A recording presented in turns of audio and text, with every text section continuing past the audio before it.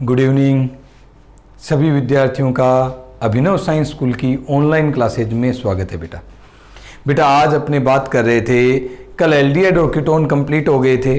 अपनों ने बात की थी कुछ इनके क्वेश्चंस की। वो क्वेश्चंस अपने ये एक टॉपिक और कंप्लीट हो जाता है। मैं देखता हूँ ये तीनों टॉपिक कंप्लीट होने के बाद एक दिन अपने स्पेशल सिर्फ टेस्ट के लिए रख लेते हैं बेटा, ठीक है। तो आज तुम्हें बता देता हूँ कि आज अपने एक नया टॉपिक स्टार्ट कर रहे हैं, नाम है कार्बोक्सिलिक अम्ल। क्या नाम है बेटा? कार्बोक्सिलिक अम्ल या कार्बोक्सिलिक एसिड, ठीक है।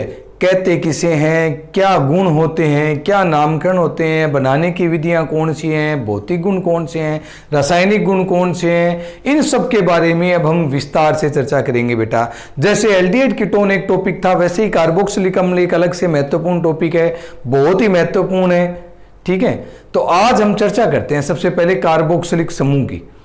कार्बोक्सिलिक समूह क्या है? COOH, इसे कार्बोक्सिलिक समूह कहते हैं। इस समूह को क्या कहते हैं? COOH को कार्बोक्सिलिक समूह कहते हैं। पहले तो ये सुन लें, इसे कार्बोक्सिलिक समूह क्यों कहते हैं वो भी बता देता हूं बेटा। आराम से देखें कि इसमें कार्बोनिल समूह है और हाइड्रोक्सिल समूह है, दोनों उपस्थित हैं। कार्बोनिल समूह भी है और हाइड्रोक्सिल समूह है, दोनों उपस्थित है, इसीलिए नाम बना दिया कार्बोक्सिलिक समूह। क्या बना दिया बेटा? कार्बोक्सिलिक समूह। और कार्बोक्सिलिक समूह युक्त यौगिकों को कार्बोक्सिलिक यौगिक या कार्बोक्सिलिक अम्ल कहते हैं।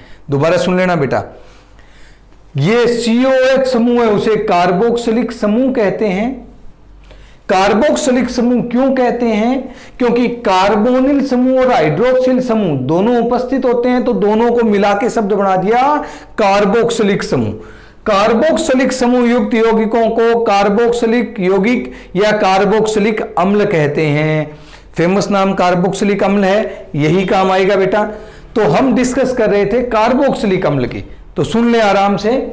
कार्बोक्सिलिक समूह युक्त यौगिकों को कार्बोक्सिलिक अम्ल कहते हैं। एक बात और बेटा तुम सब बच्चों के क्लियर कर दूं, कार्बोनिल समूह हाइड्रोक्सिल समूह दोनों है, तो बच्चे सोचते हैं गुण अभिक्रियाएं तो इन्हीं की होगी, कार्बोनिल की और हाइड्रोक्सिल की। वास्तविक बात यह होती है बेटा, इन दोनों की अभिक्रियाएं नहीं होती, ठीक है। कार्बोक्सिलिक समूह है ना, इसमें हाइड्रोक्सिल समूह CO समूह वाली अभिक्रिया नहीं है, इसकी स्पेशल अभिक्रियाएं हैं। क्या इसकी स्पेशल खुद की अभिक्रियाएं हैं? ये बात तुम्हें ध्यान रखनी है बेटा। तो सुन ले, COH समूह को कार्बोक्सिलिक समूह कहते हैं, COH समूह युक्त यौगिकों को कार्बोक्सिलिक अम्ल कहते हैं बेटा। कार्बोक्सिलिक अम्ल का सामान्य सूत्र CnH2nO2 होता है। सुन ले बेटा, CnH2nO2 होता है। आजकल इस सूत्र को कई किताबों में ऐसे भी लिखते हैं, CnH2n+1 COOH, ठीक है बेटा। आजकल ऐसे भी सूत्र लिखते हैं, आराम से देख लें सभी विद्यार्थी।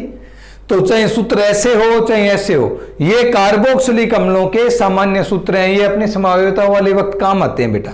इस सूत्र से हम पता लगा सकते हैं कार्बोक्सिलिक अम्ल है या नहीं है, इसलिए ये सूत्र हमें थोड़े ध्यान होने चाहिए। तो ये कार्बोक्सिलिक समूह है, इस समूह युक्त यौगिक कार्बोक्सिलिक अम्ल को अम्ल कहते हैं। सामान्य सूत्र ये है, इसको ऐसे भी हमें प्रदर्शित करते हैं। बोलो, ध्यान में रख लोगे बेटा।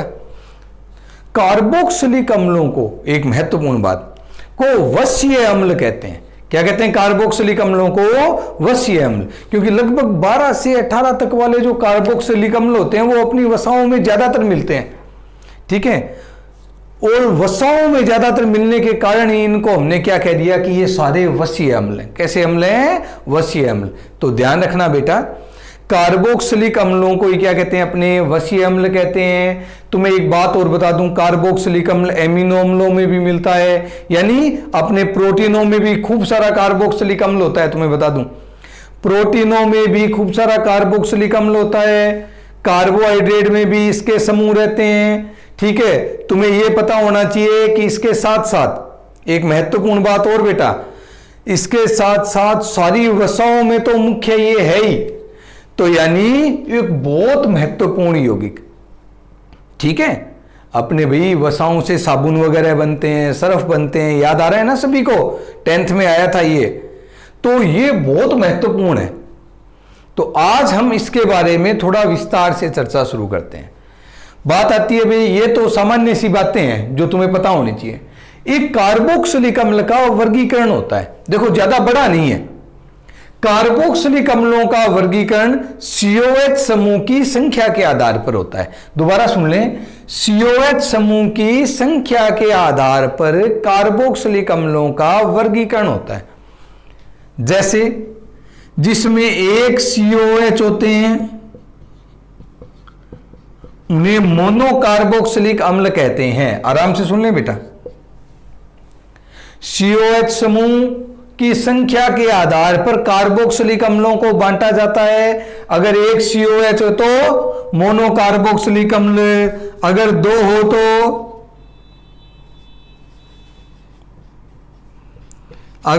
हो तो डाइकार्बोक्सिलिक अम्ल, अगर 3 हो, अगर 3 कार्बोक्सिलिक अम्ल हो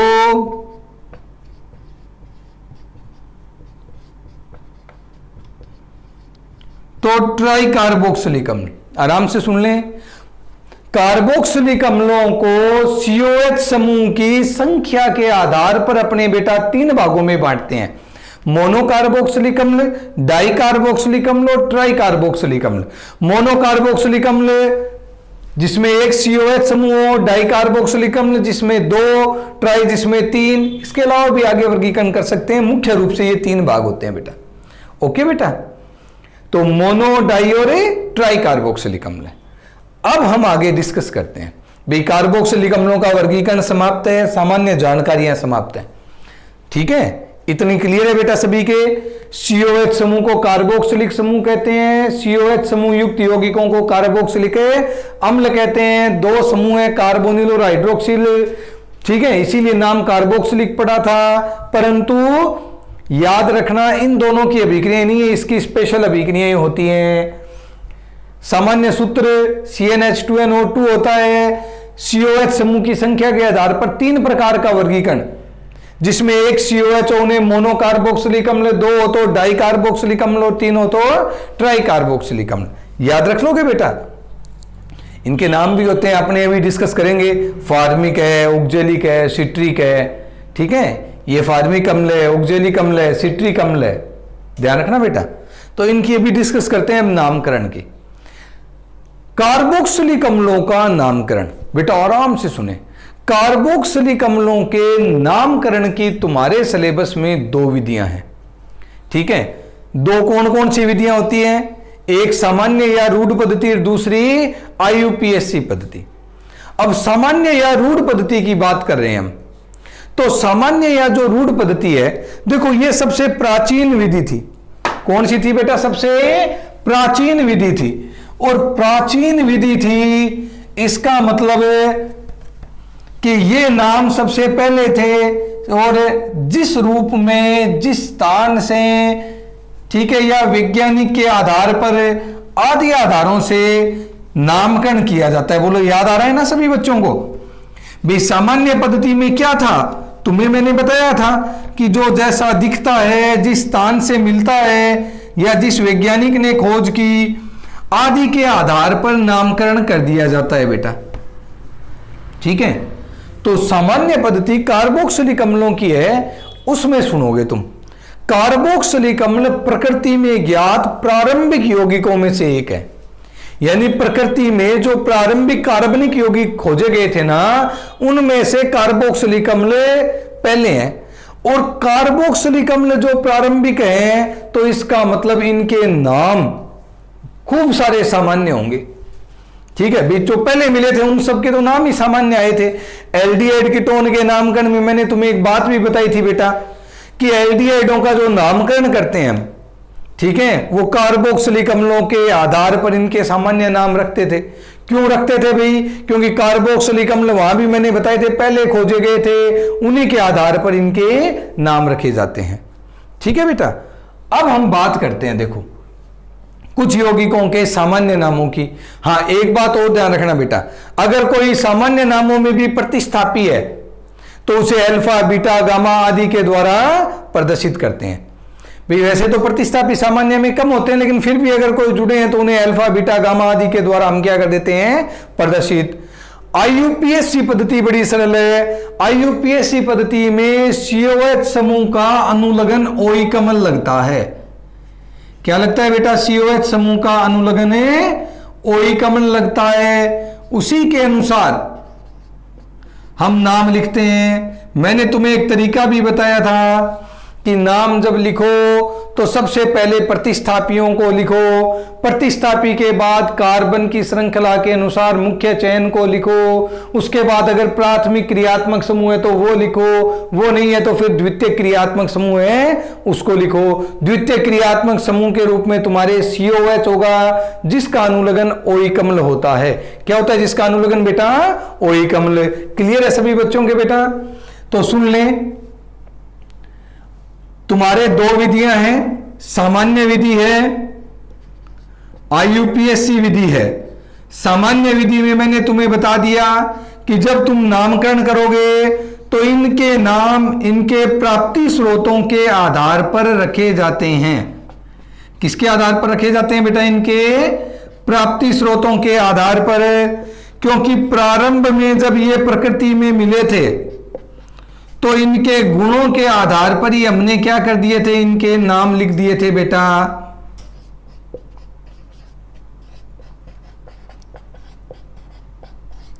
जैसे अपने बात करते हैं, कुछ एक नामों की प्रारंभ करते हैं अपने। हां, एक चीज सुन लें, नाम लिखने से पहले सभी बच्चे, सभी विद्यार्थी ढंग से मेरी एक बात सुने। आप कॉपी में कैसे लिखोगे?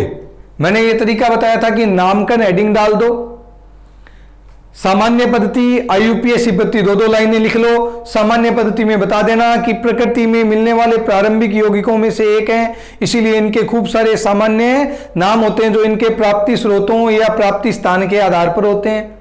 ठीक है, इनसे अगर कोई प्रतिस्थापी जुड़ा होता है तो उसे अल्फा, बीटा, गामा आदि के आधार पर लिखा जाता है, इतना और कुछ नहीं लिखना। आईयूपीएससी में बताना है COH समूह का अनुलग्न OE कमल होता है और कार्बनों की श्रृंखला के अनुसार जनक हाइड्रोकार्बन की पहचान करते हैं। कोई प्रतिस्थापी है तो पहले प्रतिस्थापी को, फिर जनक हाइड्रोकार्बनों की श्रृंखला को, उसके बाद प्राथमिक क्रियात्मक समूह को और फिर द्वितीयक। प्राथमिक में तुम्हें बताए थे द्विबंध, त्रिबंध है, अगर कहीं है तो पहले उनको, नहीं है तो सीधे अपने द्वितीय क्रियात्मक समूह। यहां द्वितीय क्रियात्मक समूह के रूप में COH होता है जिसे अब जिसका अनुलग्न OE कमल है। नाम लिखने हैं, नाम का मैंने बेटा तुम्हें एक तरीका बताया था कि अपने कोई रजिस्टर ले लो। ठीक है, रजिस्टर में जब अपने नोट करो तो रजिस्टर के पेज के आराम से सुन लें। मैंने तुम्हें कहा था कि पहले ही सबसे पहले क्रम संख्या, क्या लिखनी है बेटा? क्रम संख्या। उसके बाद में लिखोगे सूत्र। ठीक है, सूत्र के बाद में सामान्य नाम या रूढ़ पद्धति वाले नाम, रूढ़ नाम, उसके बाद आईयूपीएससी। ओके बेटा, टेबल बना लें, क्रम संख्या, सूत्र, रूढ़ नाम और आईयूपीएससी नाम। ये टेबल सभी बच्चे बना लें। जो सूत्र लिख रहा हूं वो सारे सूत्र लिखने हैं सभी बच्चों को। फिर अपने उनके सामान्य और आईयूपीएससी नामों की चर्चा करेंगे बेटा। अपने जो भी सूत्र लिखने हैं ना, ये तुम्हें सारे के सारे सूत्र लिखने हैं बेटा जी। अरे ज्यादा नहीं देंगे, ठीक है? ये सारे सूत्र तुम्हें लिखने हैं बेटा जो अपने काम आने हैं। कुछ मोनोकार्बोक्सिलिक अम्ल लिखे हैं मैंने, कुछ डाइकार्बोक्सिलिक अम्ल लिखे हैं,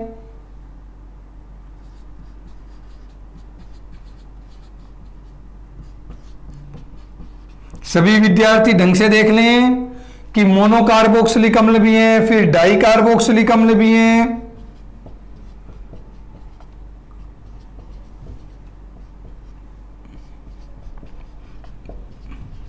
कुछ अपने ट्राइकार्बोक्सिलिक अम्ल भी ले लेंगे।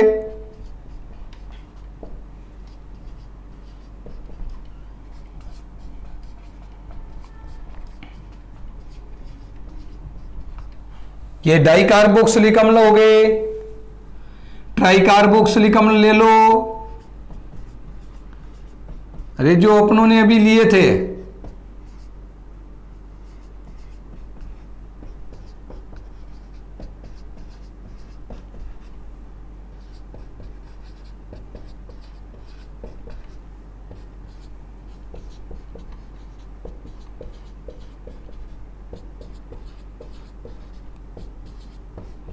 ठीक है बेटा, ये ट्राई कार्बोक्सिलिक अम्ल ले लिए, कुछ एरोमेटिक कार्बोक्सिलिक अम्ल भी ले लो, ताकि तुम्हारे एग्जाम्पलों में कोई कमी नहीं रहे बेटा। ठीक है, तुम्हारे एग्जाम्पलों में कोई कमी नहीं रहे।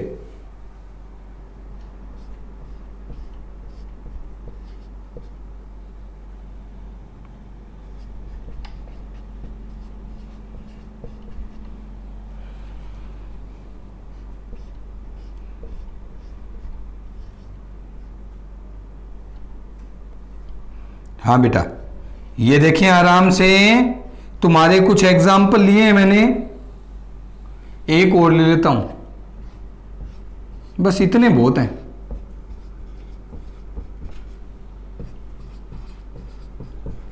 हाँ भाई सुन ले, ये कुछ एग्जाम्पल तुम्हारे 2 4 5 6 7 8 9 10 11 12 13 14 15 16 17 ही लिए बेटा, ज्यादा नहीं लिए। ठीक है, इन सब के नाम लिखने हैं तुम्हें, इन सब के नाम लिखने हैं। क्रम संख्या से पहले सूत्र उतार लेना, उसके बाद नाम शुरू करना है। सबसे पहले सामान्य नाम, सुने बेटा, सामान्य नाम तुम्हें बताया था, इसको तो सारे बच्चे जानते हो, फार्मिक अम्ल। याद आ रहा है ना बेटा भाई, इसके सामान्य नाम तुम्हें याद भी हैं। फार्मिक अम्ल लाल चिंटियों के आसवन से प्राप्त हुआ था, 10th में ही आ गया था, 11th की छोड़ो 10th में ही आ गया था। लाल चिंटियों के आसवन से प्राप्त होता है, याद आ रहा है ना। लाल चिंटियों को फार्मिका कहते हैं, इसीलिए नाम क्या बना था इसका, फार्मिक अम्ल। ठीक है, हाँ बिल्कुल, लाल चिंटियां वही जिनके काटने से दर्द होता है, यही है वो पदार्थ जिसके काटने से दर्द है। आगे आ जाओ, एसिटिक अम्ल, अगले का क्या नाम है, एसिटिक अम्ल। ये अपने सिरके से प्राप्त होता है। ठीक है भाई, फार्मिक अम्ल है, एसिटिक अम्ल है।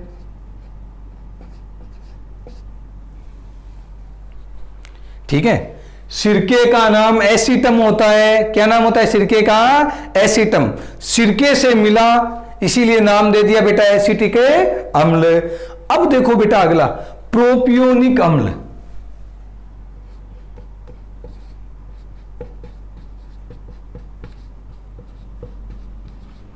प्रोपियोनिक अम्ल बेटा आराम से देख लें सभी बच्चे, प्रोपियोनिक अम्ल क्यों कहते हैं। देखो, प्रोप का अर्थ होता है पहला, जो वसा अम्ल खोजे गए थे उनमें ये पहले खोजा गया था। क्या किया गया था, जो वसा अम्ल खोजे गए थे उनमें ये पहले खोजा गया था, इसीलिए नाम क्या दे दिया, प्रोपियोनिक अम्ल। क्या नाम दे दिया, प्रोपियोनिक अम्ल। ये सामान्य नाम है बेटा, फार्मिक अम्ल, एसिटिक अम्ल, प्रोपियोनिक अम्ल। आगे सुने, सड़े हुए मक्खन से प्राप्त हुआ था, मक्खन यानी बटर, यानी सबसे पहले ये सड़े हुए बटर से प्राप्त हुआ था, इसीलिए इसे ब्यूटेरिक अम्ल कहते हैं। क्या कहते हैं बेटा इसको, ब्यूटेरिक अम्ल। सुन ले सभी बच्चे, ब्यूटेरिक अम्ल। ठीक है, अगला सुने, ये सड़े हुए मक्खन से प्राप्त होने के कारण ब्यूटेरिक अम्ल है बेटा। अगला सुने, वेलेरिक अम्ल।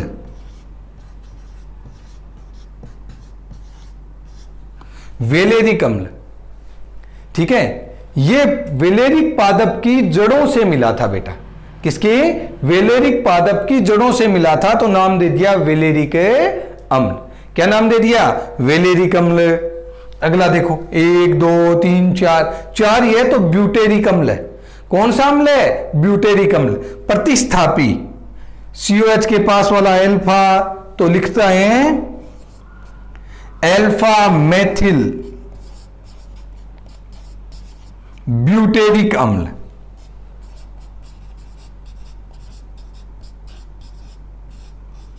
क्या लिखोगे बेटा? अल्फा मैथिल ब्यूटेरिक अम्ल। ऐसे इनके नाम है ओगजेलिक अम्ल। क्या नाम है बेटा? ओगजेलिक अम्ल। अच्छे से सुन ले बेटा, ये ओगजेलिक अम्ल है। मेलोनिक अम्ल, कौन सा अम्ल है? मेलोनिक अम्ल। ये ओगजेलिक अम्ल।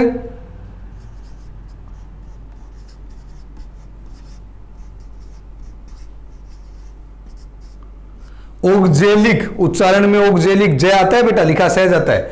ओगजेलिक अम्ल, ठीक है। ये मेलोनिक अम्ल है बेटा।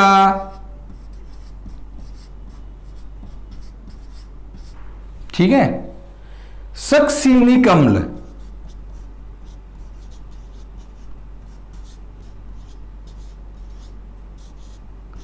सक्सीनिक अम्ल। अगले वाले का नाम थोड़ा सा बच्चों को कम याद रहता है, ग्लूटेरिक अम्ल।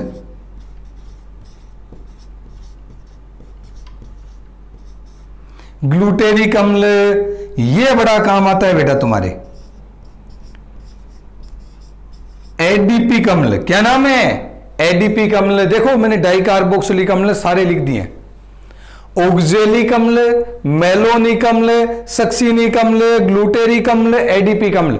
अब मुझे पता है बेटा ये वाले नाम तो तुम्हारे बार बार काम आए हैं। फार्मिक भी है, एसिटिक भी है, प्रोपियोनोइक भी है, ब्यूटेरिक भी, वेलेरिक भी, ये वाले तो आए हैं। मगर तुम्हारे बिल्कुल नए नाम कौन से हैं? ओक्जेलिक अम्ल, मेलोनिक अम्ल, सक्सीनिक अम्ल, ग्लूटेरिक अम्ल और एडिपिक अम्ल। ये तुमने पहली बार ही सुने, अपने 11th में इनकी चर्चा नहीं थी। इनको याद रखने का एक तरीका होता है। एक देखो शब्द, यहां एक शब्द लिख रहा हूं बेटा,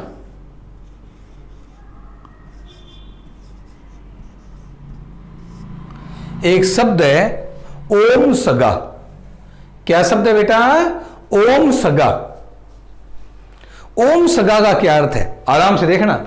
ओक्जेलिक अम्ल, मेलोनिक अम्ल, सक्सीनिक अम्ल, ग्लूटेरिक अम्ल, एडिपिक अम्ल। तुम्हें ओम सगा याद रखना है तो ये तुम्हें क्रम से याद रह जाएंगे। ओक्जेलिक अम्ल, मेलोनिक अम्ल, सक्सीनिक अम्ल, ग्लूटेरिक अम्ल, एडिपिक अम्ल। अंतर क्या होता है देखो, ओक्जेलिक अम्ल में 2 COH है ना। मेलोनिक में क्या बढ़ गया? 1 CH2 बढ़ा है ना। सक्सीनिक में एक और CH2 बढ़ गया, ग्लूटेरिक में एक और CH2 बढ़ गया, एडिपिक में एक और CH2, यानी एक एक CH2 बढ़ता जाता है ऑर्डर में। तो 2 COH में इसमें एक और CH2 बढ़ा, इसमें 2 3 4, यही तो बढ़ाए ना बेटा। तो याद करने का तरीका रहेगा बेटा तुम्हारा ओम सगा। ओक्जेलिक अम्ल, मेलोनिक अम्ल, सक्सीनिक अम्ल, ग्लूटेरिक अम्ल और एडिपिक अम्ल। क्लियर है बेटा सभी बच्चों की? इतना तुम्हें यह ध्यान रखना है। अब आ जाओ आगे। इसका तुम्हारे सामान्य नाम नहीं है, ठीक है बेटा, सामान्य नाम इसका नहीं है। हां इसके भाई का है, सिट्रिक अम्ल। कौन सा है ये? सिट्रिक अम्ल।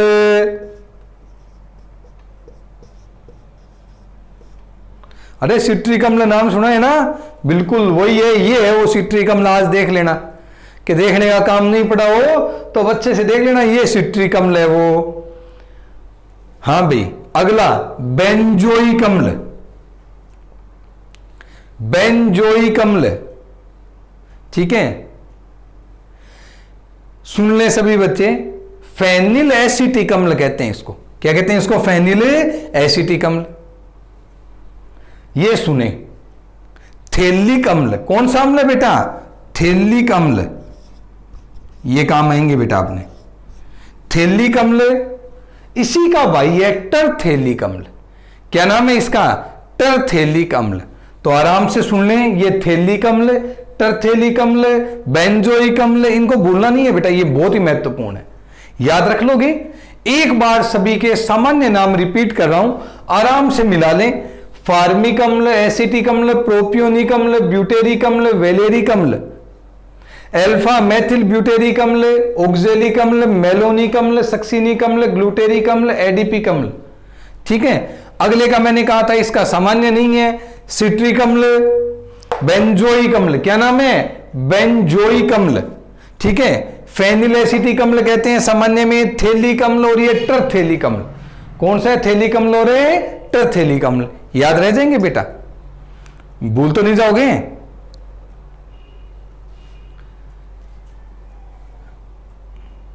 हाँ भाई, इसके बाद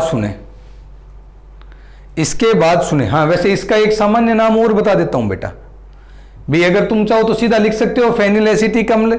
वैसे बेंजिल कार्बोक्सिलिक अम्ल भी कहते हैं। क्या कहते हैं? बेंजिल कार्बोक्सिलिक अम्ल, इसी का नाम है, ध्यान रखना। कोई कह दे तो लिखने में दिक्कत नहीं है। अब इन सबके आईयूपीएसी नामों की चर्चा करते हैं। किसकी चर्चा करते हैं बेटा? इन सबके आईयूपीएसी नामों की चर्चा। आईयूपीएसी नामों में देखें, हाँ देखो, ये मोनो वाले सभी को याद है, अपने 11th में आ गए थे। ये डाई वालों में तुम्हें बता दिया, शॉर्टकट याद रखना है, बोलो रख लोगे ना बेटा। और उसके बाद ट्राई वालों के बता दिए, एरोमेटिक के बता दिए। अब हम बात करते हैं अपने इन सबके आईयूपीएसी नामों की। अब आईयूपीएसी नाम अपने ये मोनो वालों के तो 11th में ही आ गए थे। अरे भाई आए थे कि नहीं आए थे? ये नाम तो 11th में ही आ गए थे। फिर भी अपने थोड़ी सी चर्चा करते हैं। देखो, देखते हैं तुम्हें याद तो है ना।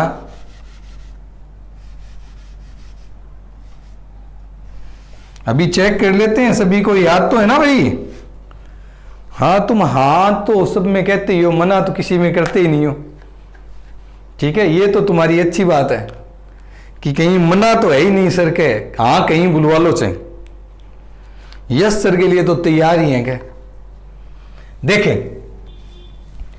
कार्बनों की चेन देखनी है बेटा। एक कार्बन एल्केन, मैथेन, क्योंकि डबल बॉन्ड है नहीं, सीओ वाला तो समूह आता है। ठीक है, कार्बन कार्बन में कोई डबल बॉन्ड ट्रिपल बॉन्ड नहीं है, तो सीधा एल्केन लेने हैं। एक कार्बन वाला मैथेन, अनुलग्न ओइक अम्ल। क्या होता है बेटा? अनुलग्न ओइक अम्ल, तो मैथेनोइक अम्ल। क्या नाम है बेटा इसका? मैथेनोइक अम्ल। ये मैथेनोइक अम्ल है। अगला देखो, दो कार्बन वाला है तो एथेनोइक अम्ल। कौन सा है भाई? एथेनोइक अम्ल। दो कार्बन वाला एथेन, ओइक अम्ल जोड़ दो, एथेनोइक अम्ल। प्रोपेनोइक अम्ल।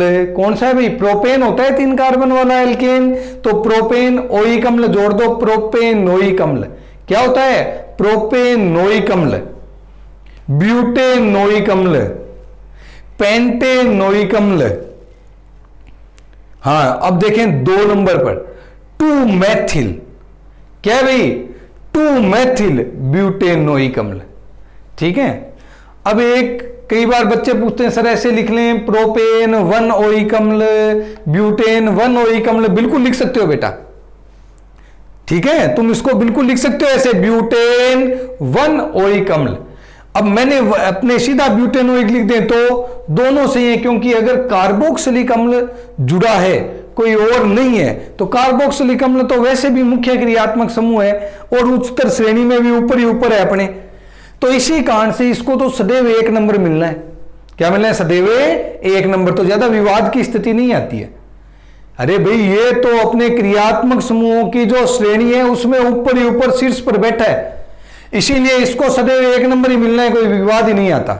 लेकिन फिर भी अगर तुम चाहो तो ऐसे लिख सकते हो ब्यूट 1 ओइक अम्ल, और ऐसे लिखते हो ब्यूटेनोइक अम्ल, तो भी तुम्हारा सही है बेटा।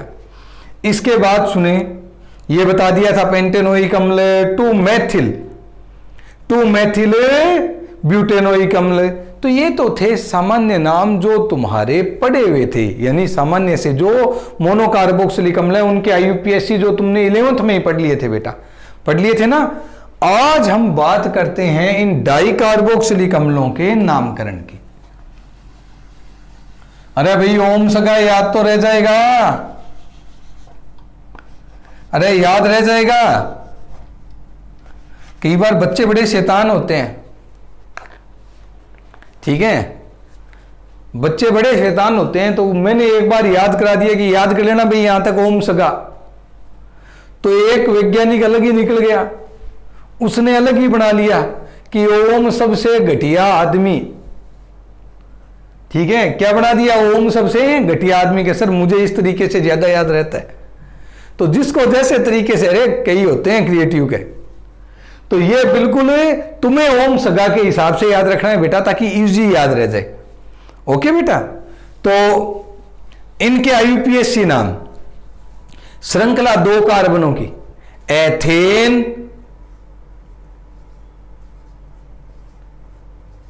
आराम से देखें, 1,2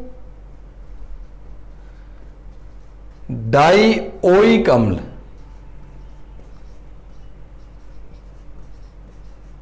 आराम से देख लें बेटा, एथेन 1,2 डाइओइक अम्ल, ठीक है, 2 है तो एथेन 1,2 डाइओइक अम्ल।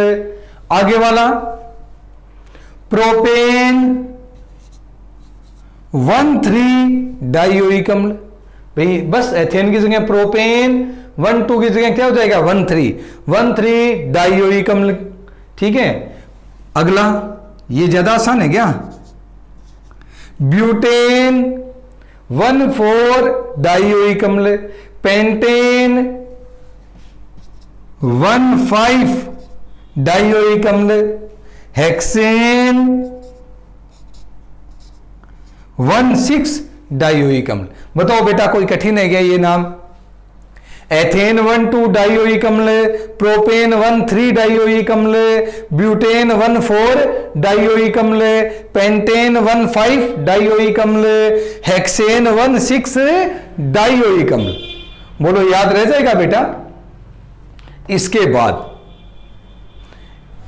इन नामों को दोनों को अभी छोड़ दो, या बता दें क्या? चलो बता देते हैं।